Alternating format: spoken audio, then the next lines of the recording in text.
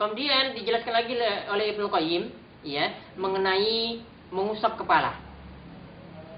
Di sini jelaskan bahwasanya kana yamsau ala ra'si taratan wa alal imamati taratan wa ala nasiyati wal imamati taratan. Yaitu mengenai Nabi SAW itu mengusap kepala. Ya, di sini dikatakan oleh Ibnu Qayyim, kadang Nabi SAW itu mengusap, ya, kepalanya. Ya, kadang Nabi SAW itu mengusap kepalanya, dan kadang yang diusap itu imamahnya. Imamah itu artinya penutup kepala, yang biasa dikenakan oleh orang Arab, dan ini sulit sekali untuk dicopot, sulit sekali untuk dilepas. Ya, jadi Nabi SAW itu kadang kalau kepalanya itu pelontos, artinya dia lepas penutup kepalanya, beliau itu mengusap kepalanya langsung. Kadang kalau ada penutup kepala dan ini sulit dilepas, ya Nabi SAW itu ya cuma mengusap imamahnya saja, penutup kepalanya tadi. Dan ketika mengusap imamahnya tadi, Nabi SAW itu dikatakan di sini sekaligus mengusap ubun-ubunnya. Ya, sekaligus mengusap ubun-ubunnya, bagian ya depan rambut kepala ini, bagian depan rambut kepala ini itu yang diusap.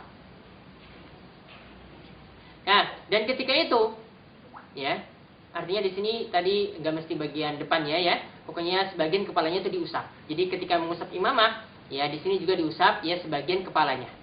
Artinya di sini, ya, artinya di sini Nabi SAW ketika mengusap ya ubun-ubun bagian depan kepala ini, bagian depan kepala ini, ya, atau sebagian kepalanya di sini, Nabi SAW ketika mengusap kepala ini tidak pernah cuma mengusap ya ubun-ubun saja, bagian depannya saja ini, ya, kemudian meninggalkan bagian belakangnya, tidak. Dan Nabi SAW itu lakukan ada beberapa cara di sini, ya. Di sini kata Ibnu Qayyim, kalau kita ringkas itu ada 3 cara ketika mengusap kepala. Yang pertama mengusap kepala secara keseluruhan, ya, secara keseluruhan. Kemudian yang kedua kalau menggunakan imamah berarti mengusap imamah dan juga ubun-ubun. Kemudian yang ketiga, ya, kalau mengusapnya adalah cuma mengusap imamah saja, ya, cuma mengusap imamahnya saja. Dan Nabi SAW di sini tidak mengusap ubun-ubunnya saja, ya, tidak mengusap ubun-ubunnya saja sebagaimana dilakukan oleh sebagian kaum muslimin. Nah, itu penjelasan ya Ibnu Qayyim mengenai cara mengusap kepala. Jadi ada 3 cara yang dijelaskan oleh beliau rahimahullah. Kemudian mengenai mengusap atau mencuci kaki atau membasuh kaki, ya, mengenai membasuh kaki. Di sini kami bercatatan sebelumnya bahwasanya di sini Ibnu Qayyim tidak menjelaskan tata cara urutan secara lengkap, namun cuma menjelaskan ya beberapa ya poin-poin tertentu yang dimana di sini yang perlu dijelaskan kepada kaum muslimin. Karena mungkin dalam poin-poin ini ya mungkin nanti akan terjadi kesalahan. Ya, di sini Ibnu Qayyim itu menjelaskan ketika membasuh kaki. Beliau di sini mengatakan bahwasanya wa kana yaksilu rijlaihi idza lam yakuna fi khuffaini wala jawrabaini. Ya, di sini Nabi SAW itu biasa membasuh atau mencuci kakinya langsung jika ketika itu beliau tidak menggunakan khuf. Ya, tidak menggunakan khuf. Khuf ini artinya sepatu, ya, sepatu. Dan di sini dijelaskan oleh para ulama sepatu di sini ini biasanya menutup mata kaki. Sepatu yang dinamakan khuf ini biasanya menutup mata kaki. Jadi kalau tidak menggunakan khuf, Nabi SAW itu mencuci kakinya secara langsung, artinya keseluruhan, artinya bagian atas, ya, telapak kakinya ini diusap, kemudian bagian bawah telapak kaki juga diusap sampai mata kaki. Ya, begitu juga ketika beliau tidak menggunakan kaos kaki, beliau juga mengusap kakinya secara langsung. Ya, beliau mengusap kakinya secara langsung. Namun kata Ibnu Qayyim rahimahullah, wa yamsau alaihi ma idza kana fil khuffaini aw jawrabaini.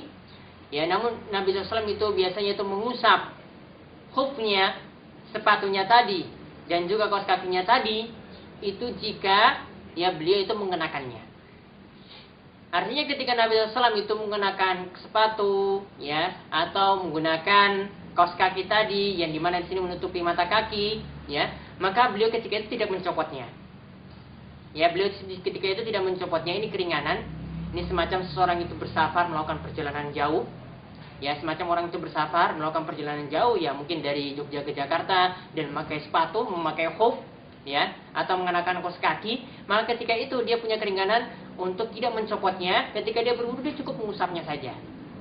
Syaratnya itu apa? Syaratnya yang dijelaskan oleh para ulama bahwasanya khuf atau sepatu yang boleh diusap, khuf atau sepatu yang boleh diusap itu apabila sepatunya tadi itu dikenakan ketika suci.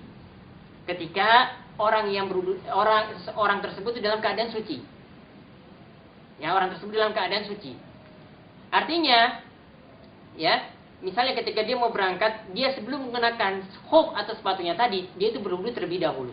Dia melakukan tata cara wudu seperti biasa sampai mencuci kakinya. Ketika kedua kakinya telah dibersihkan, ya, ketika berwudu, maka ketika itu dia menggunakan sepatu, maka ketika wudunya batal, sepatunya cukup diusap. Ya, maka sepatunya itu cukup diusap. Usapnya di sini berapa lama? Usapnya di sini bagi orang yang mukim, orang yang tidak bepergian, itu selama 1 hari, 1 kali 24 jam. Sedangkan untuk orang yang bepergian jauh, yang melakukan safar, yang melakukan bepergian jauh, misalnya Jogja ke Jakarta, ya, maka dia punya keringanan untuk mengusap khufnya selama 3 hari, ya, yaitu 3 kali 24 jam. 3 kali 24 jam. Masa mengusapnya itu hitungannya itu dari mana? Hitungannya adalah mulai ketika dia mengusap khuf pertama kali. Mulai ketika dia mengusap khuf pertama kali. Artinya di sini bukan dihitung ketika apa? Ketika dia berwudu sebelum menggunakan sepatu, bukan. Namun ketika dia mengusap khuf pertama kali, ya, misalnya dia tadi setelah berwudu pagi hari, kemudian dia mengenakan sepatu, wudunya batal ketika waktu zuhur. Ya, wudunya batal ketika waktu zuhur. Maka setelah waktu zuhur, ketika dia mau berwudu untuk waktu zuhur tadi, ya, ketika itu dia mengusap sepatu, maka di situ dihitung 1 kali 24 jam bagi yang mukim, 3 kali 24 jam bagi yang musafir. Ya, bagi yang musafir. Nah, itu mengenai, ya, cara mengusap khuf, ya. Dan khuf di sini yang diusap, catatan penting di sini, khuf yang diusap di sini cuma bagian atasnya saja. Sebenarnya yang dijelaskan dalam riwayat Ali bukan bagian bawahnya. Ya, bukan bagian yang bawahnya. Jadi yang diusap itu bagian atasnya saja.